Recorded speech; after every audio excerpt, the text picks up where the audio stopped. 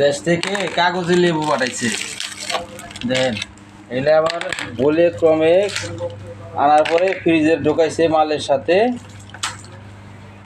এখন এগুলো মনে হয় যে লেবু না, এগুলো ককটেল হয়ে গেছে, এত শক্ত শক্ত হয়েছে। কিসের লগে? মাছের লগে দিছে। এই জন্যই তো ঢোকাইতেছে, এগুলো আর বাই করবো কি? মাছের লগে দিছে দেখে তো বাই করবো নাই। যাই হোক, এটা পানিতে ভিজাই রাখেন, কিছুটা নরম করবো। কি দিছে কি দিছে এটার ভিতরে? তুই কি সাপের সবাই রয়? ছোট মাছ, ছোট মাছ বলতে তো অনেক রকমের মাছ।